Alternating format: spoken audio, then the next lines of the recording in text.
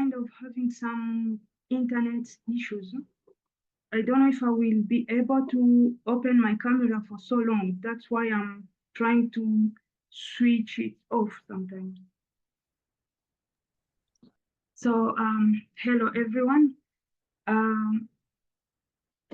I hope we are all doing well this evening. For me, it's really an honor and a privilege to have this opportunity today to speak with you and share my story and my journey. My name is Bernadette Itongwa.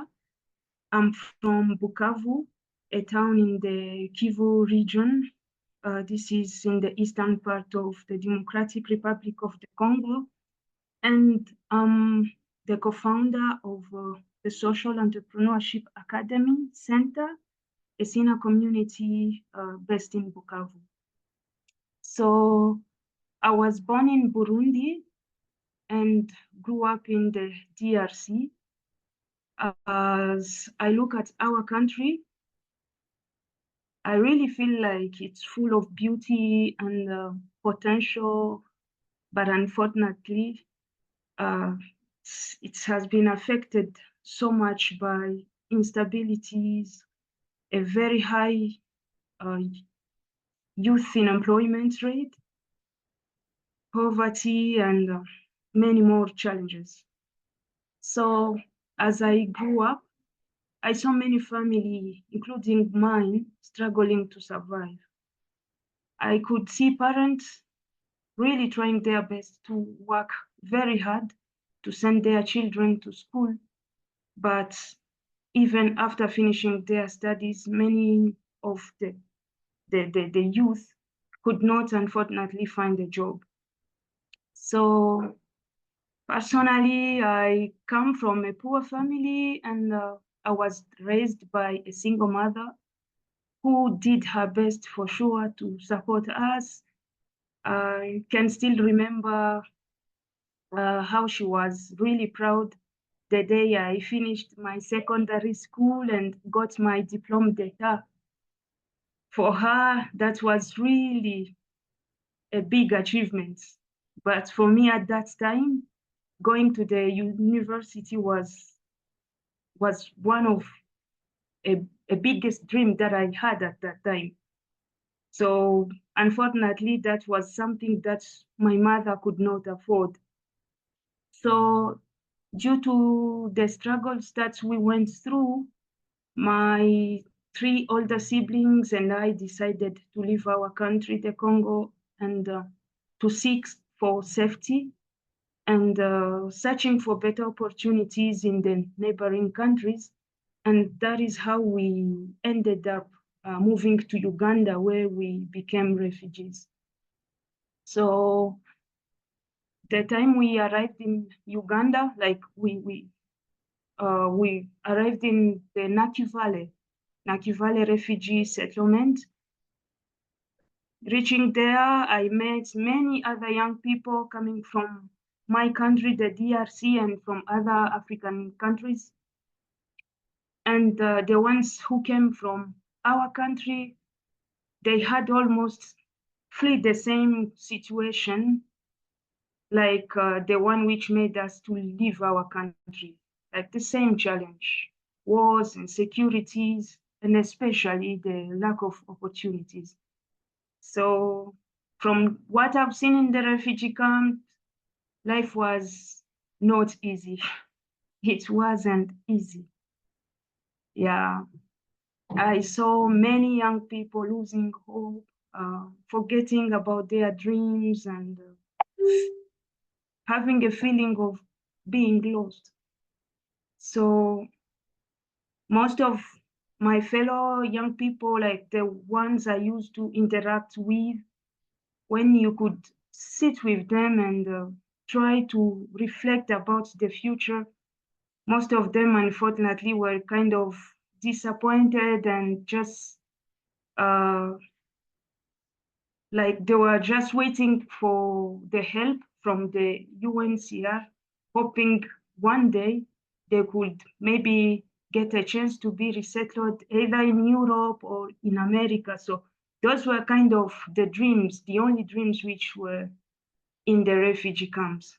So some of them could unfortunately not get the chance to be resettled, and others, yes, which was not a bad thing. But I could see many young people gave completely up and started doing things that could destroy their future.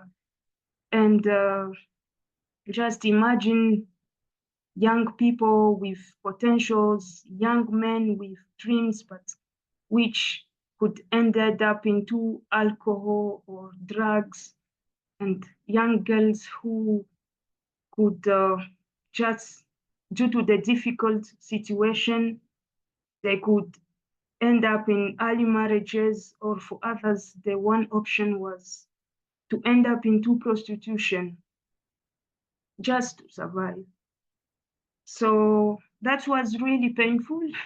And up to now, when I try to reflect back, like sometimes I really have tears in my eyes. Yeah. So it was really painful to see all that, because I knew that these young people still had potential inside of them. Just they needed someone to believe in them and show them that life could be different. So yeah, for me, I can still remember doing some small jobs to survive, such like fetching water for some families. And I could also sometimes go into the farming, like doing some farming in order to earn some little money for my basics needs. So I didn't want to fall into early marriage or prostitution, which certainly were the option for other girls in order to survive. So those were long and difficult days.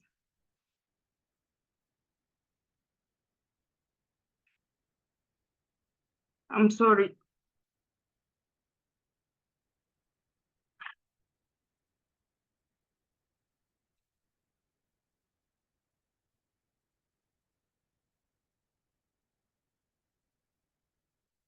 Yeah, I'm sorry. So yeah, those were kind of the long and difficult days that um, I went through. I testified, and often I could feel like hopeless, powerless, and far from home as a young girl. Was It wasn't an easy experience. Yeah, but then that hard chapter also opened my eyes to see the struggles for me and others, like an inspiration that could be transformed into something powerful.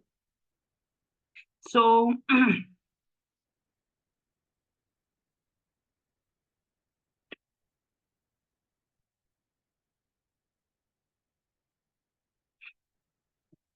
so fortunately for me, in 2016, I got an opportunity to join SENTA. And for me, it was like finding light into a middle of darkness. At that time, I had lost really confidence. Um, at that time, I couldn't speak even the little English that I'm speaking with you today. And I was often worried about my future and wondered how Sina could support me really to dream again. So yeah, at Sina, at least I found a community of other young people like me who had faced the pain and difficulties, but were learning and to turn those experiences into something positive. So the program we went through taught me that I was not a victim of my past, but someone who could create a change. So SENTA really gave us uh, a chance to take up some roles and responsibilities by the time we were scholars. And after being a, a scholar at SENTA, I joined the empowerment program and later became a trainer and later a life coach and a business mentor. So these roles really helped me to grow, gain new skills, and even become more confident. So through the trainings and like the different trainings organized by SENTA, I rebuilt my confidence, as I said it before, and began to see challenges as opportunities to grow. And I can just really say that SENTA helped me find my life purpose of empowering other young people, especially those who come from disadvantaged backgrounds, to realize their potential and create solutions for their communities as well. So there is really a lot that I learned through SENTA in personal development, social entrepreneurship, leadership, innovation, like the list is really long. So all these experiences gave me more, not only skills, but it gives me more than the skills that uh, gave me a new identity. I was no longer a refugee waiting for help, but I began to see myself as a change maker ready to take action. So, yeah, then step by step, I started designing a project inspired by the challenges that I see back in Congo. And after my time at SENTA, there come the time I had to decide of what next.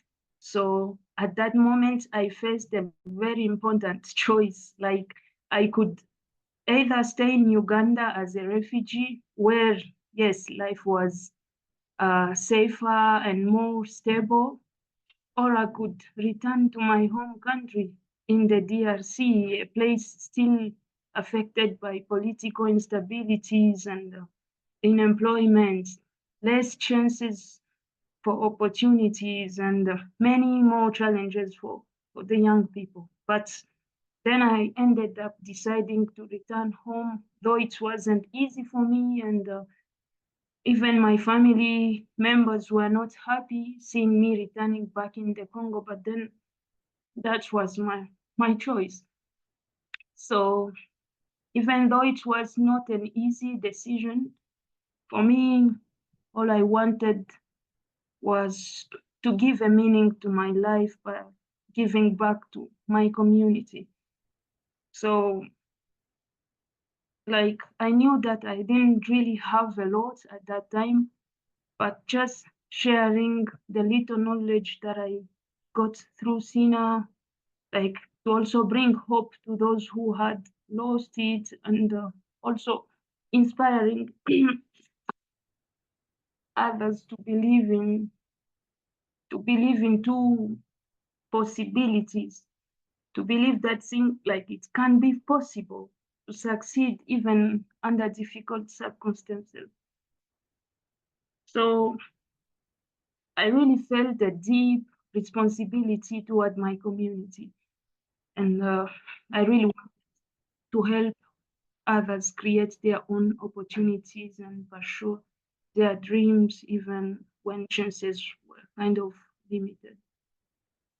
So later, I and my colleague Arsène Bashizi, who had also been part of the SENTA, we all of us, like together, we decided to return to Bukavu and brought the SENTA spirit to our community. So that is how we created the Social Entrepreneurship Academy SENTA. Yeah, so we started SENTA as just 2 members, but today we have a team of 4 permanent members, also with many program beneficiaries who now are kind of supporting us into facilitating sessions and mentoring new participants. So SENTA, we have the mission of empowering youth and like to empower them with the skills, the mentoring, and the resources they need to realize their potential, to create their own opportunities, and to turn their ideas into sustainable social enterprises. Our vision is really big, it's crazy, it makes us to fear sometimes and have the courage at the same time. It's a vision of a Congo free of youth in employment. So to achieve all this, we provide programs in personal development trainings where we help the youth to discover who they are, their life purpose, and what they can achieve in life. And also, in the other hand, we provide professional development program through entrepreneurship, leadership, and innovation, along with coaching and mentorship. All this to help the youth implement projects that address the local challenges. So since we started in 2021, we have reached a very big number of people in Bukavu, like beyond around 1,500 people. And this is through the different programs that we organize into, like the different programs that we implement. And excuse me. So through our entrepreneurship program, many youth have turned their ideas into real projects and small businesses in different areas, such like food processing and transformation, menstrual hygiene, tailoring and design, education, farming and agriculture, and others.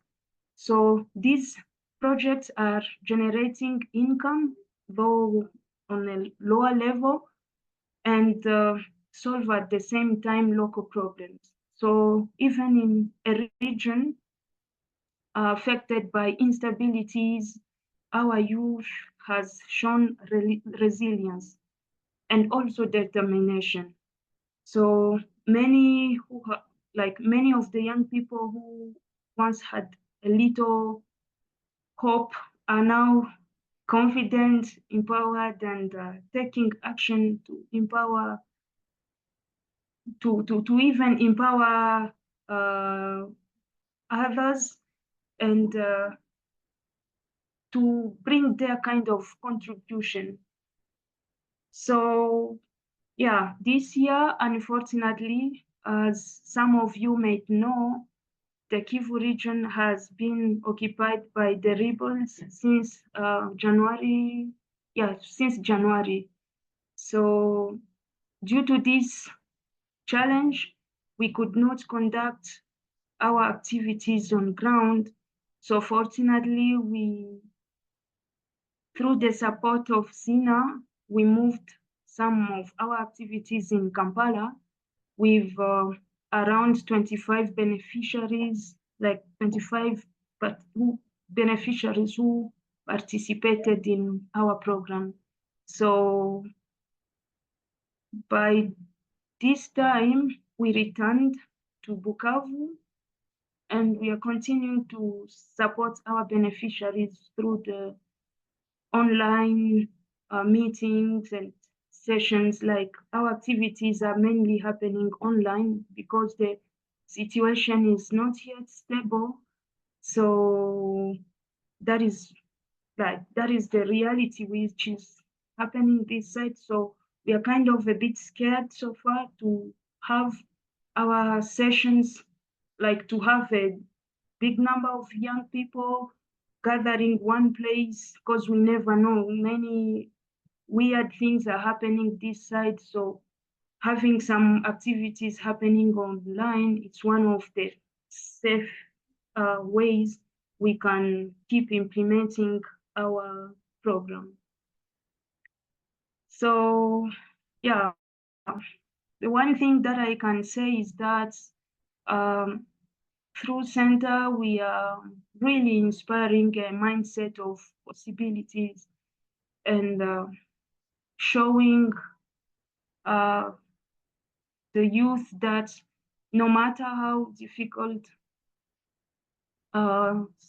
circumstances are now, they can still find ways of creating opportunities and make a difference in our community.